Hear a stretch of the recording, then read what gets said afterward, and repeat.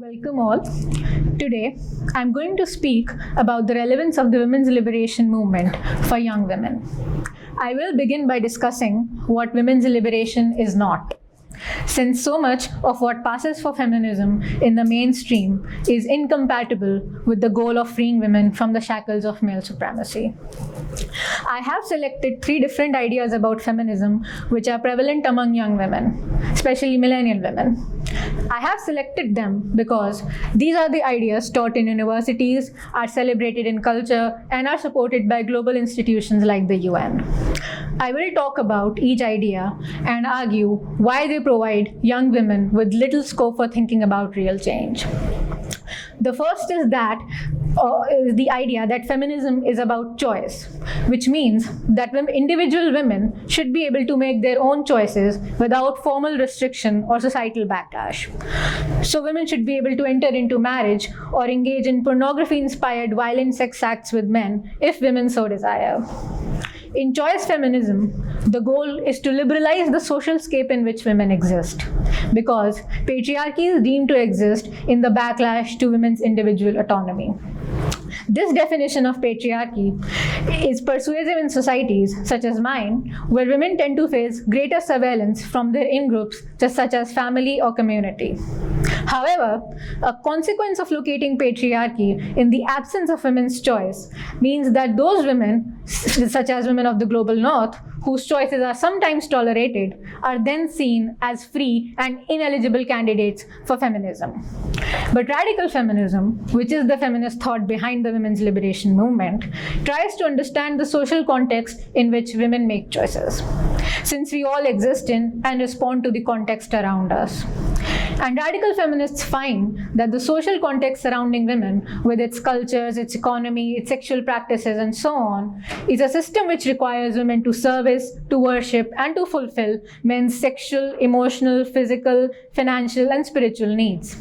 And so, even if women as individuals decide to provide for men's sexual needs by entering into prostitution or marriage, it does not make this oppressive, unilateral system of male supremacy any less harmful for women, including the ones who choose to participate in prostitution, marriage, or porn. And so, it is important to eliminate male supremacy and create a new social order in which all women are able to make meaningful choices which actually help women to self-actualize instead of depleting them. The second idea is that of intersectionality.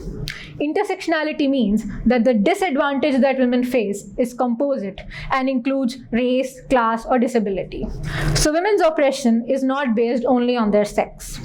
Hence, it is inadequate for feminism to focus on sex-based disadvantage. Feminism which wants to end only the oppression which women face due to their femaleness is then not an authentic form of feminism. Currently, intersectionality is the popular theory of feminism being taught in universities. It is supported on social media and is endorsed by the UN. So, it should come as no surprise that young women prefer to use, or at least try to use, the intersectionality in their own feminist thinking, lest they come across as elitist and their feminism be discarded as non-feminism.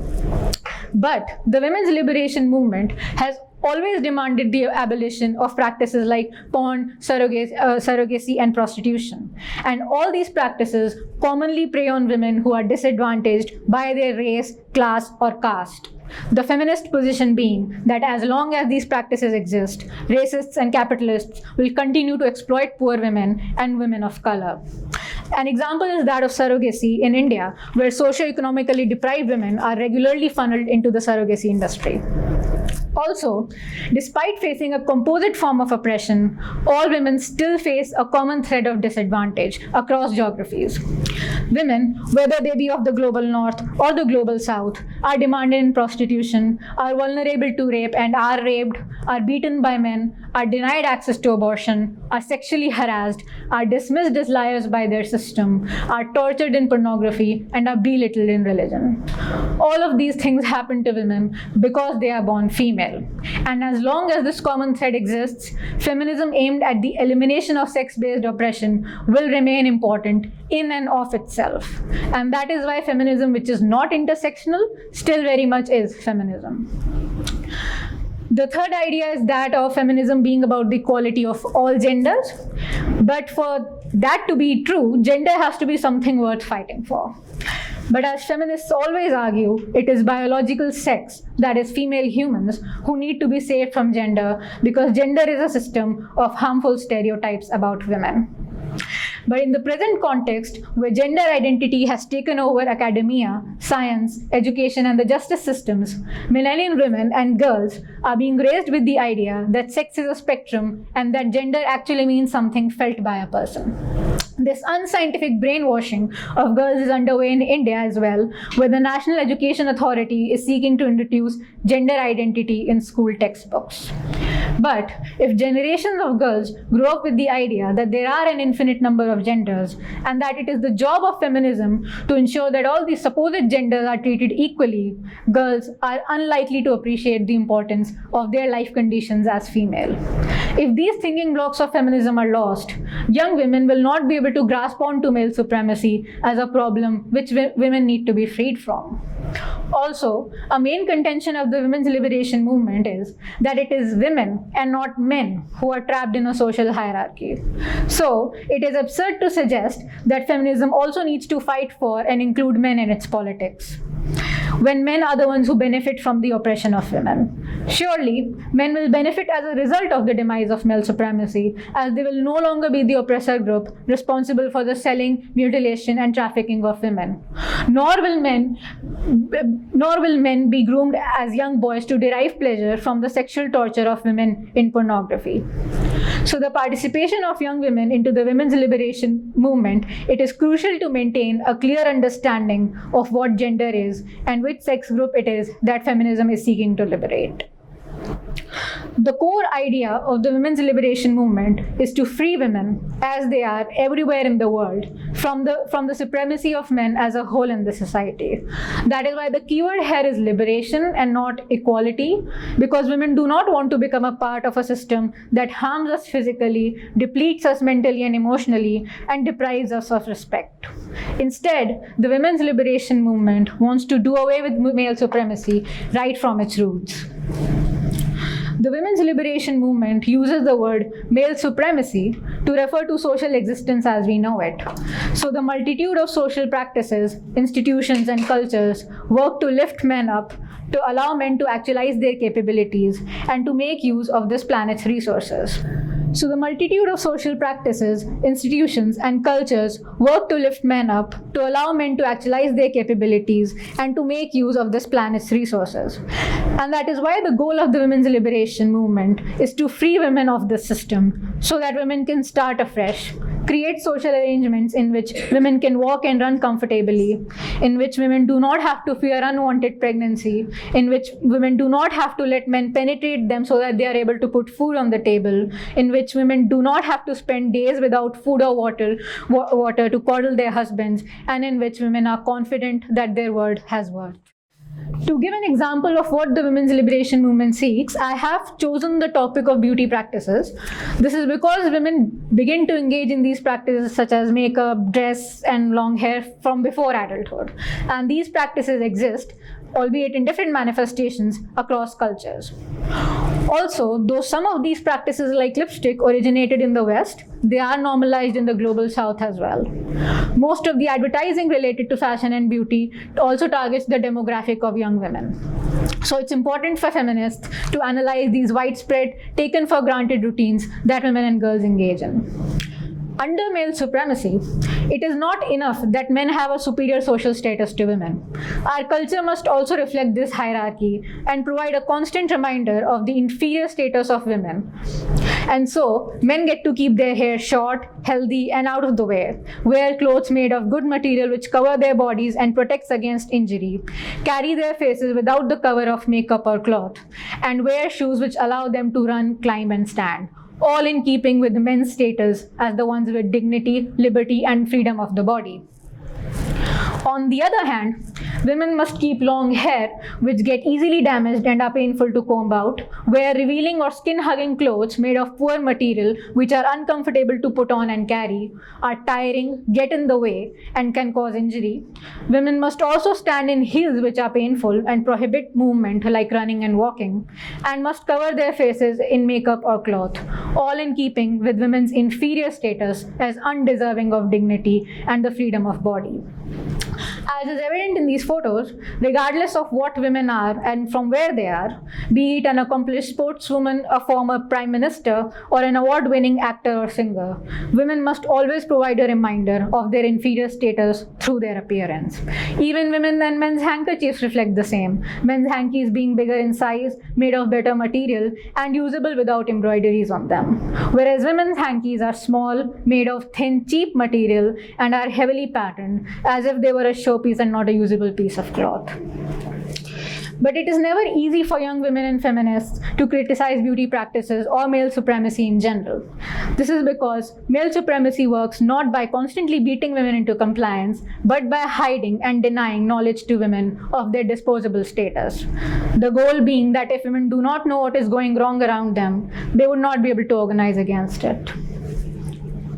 One way in which women's knowledge of the harm of beauty is suppressed is by socialization. So by the 10th time of waxing or wearing heels, women learn to endure the discomfort and accept the routine as it is. But as Renee Gerlich writes in her brilliant essay in the book Spinning and Weaving, women's bodies know when they are in pain or are being constricted, because women are human. I was attracted to a man in university, and at some point I began to change the parting in my hair, did makeup extensively, and was very conscious about the clothes I wore. And each time that I did this, I knew in the back of my mind that it was demeaning and constricting. Another common form of backlash to women's liberation comes in the guises of choice and damage mitigation. Beauty practices are often defended as women's choice, and that is why criticizing them is considered prescriptive of feminists. In fact, young women frequently have to counter the blame of promiscuity, or as is said, she was asking for it, by defending beauty practices as choice. But the liberal defense of beauty and the conservative rationalization of male violence on grounds of women's appearance both share a common feature, which is that both liberals and conservatives explain beauty practices as women's choice, as if women make choices outside of a social influence. At no point are women allowed to engage in any consciousness raising about why their clothing is made of poor material, why their clothes have no pockets, and why women have to bind, pinch, pull, puncture, and pluck parts and pieces of their bodies. Likewise, focusing on damage mitigation is also a hurdle to thinking about liberation. So filling heels with cotton, making skincare products to contain the damage caused by makeup, consuming painkillers before a laser hair removal session, or encouraging nature-based cosmetics. These are the only solutions women can expect without abandoning the script that requires women to modify some part of themselves in order to be considered visible. I was hesitant to give up makeup too, and thought that maybe I could just retain the black coal for my eyes. But Dr. Jeffrey's work helped me, for one, to appreciate that in order to be free and equal individuals who have worth in their own right, women need to do away with beauty. Lastly, fear. Contrary to the liberal feminist claim of girl boss, most women spend their lives in fear of male violence and persecution. Andrea Dawkins says that every aspect of the society, film, culture, family, school, custom, teaches girls to adjust to their subordinate positions. That is why, regardless of the success that women may achieve in politics, sports, or elsewhere, women remain silent about male violence because of the fear of persecution which lives in the skins of women. But there is nothing taboo or illiberal about the members of an oppressed group acknowledging that they are afraid of opposing the oppressor. That is why, in the women's liberation movement, women draw strength from each other by coming together in women-only spaces and forums, so that women are able to come to terms with the damage that socially endorsed fear causes to them as individuals and as a class. However, However, there is hope for young women. Despite the backlash and the silencing, there is a thriving global movement which seeks to liberate women from male supremacy. Women from Latin America, Australia, United States, India, South Korea, Europe, and Africa are part of this movement. I would like to urge young women out there to join this movement, which is for women and by women. I also want women to know that political lobbying, petitioning, and speaking are not the only ways to participate in this movement. Women contribute what they can in ways that suit them. We have women who are writers, translators, poetesses, women who handle social media, film reviewers, lecturers, women who provide their IT skills, and volunteers who make cards. So the movement is not exclusive to a particular skill set or talent. I would recommend finding and connecting with feminists or groups which are devoted to women's liberation as a place to start. My own journey started with reading the works of radical feminists because I was in an academic environment when I discovered the movement. If there is any writer, activist, or filmmaker whose work you follow, write her a mail, discuss any topic that interests you. That is how I have been able to amplify my own voice. This movement needs as many women as possible to rise for the liberation of themselves and their sisters. We already have an example of a women's liberation movement being led by younger women in South Korea. South Korean women have the Tal corset movement, meaning take off your corset. The corset being a reference to the gamut of beauty practices. So South Korean women give up beauty practices, organize protests against spy cam pornography, hold public demonstrations of them cutting their hair short, and discuss feminist topics with one another on women-only online feminist forums. I believe that the feminist movement in South Korea is an example of how women continue to need feminism, which is concerned with eliminating the oppression of women as a sex. And hence, intersectionality is not the only form of politics which is needed by women in the East. Instead, young women across the globe need a politics of liberation which acknowledges that women are oppressed as a sex group and which builds a movement with the goal to end this oppression. I would like to end my speech by acknowledging and expressing my gratitude to Sheila Jeffries, Julie Bindell, Rennie Gerlich, Denise Thompson, Holly Lawford-Smith, Andrea Dawkin, and all the South Korean radical feminists for their work, which helped me make this speech. Thank you.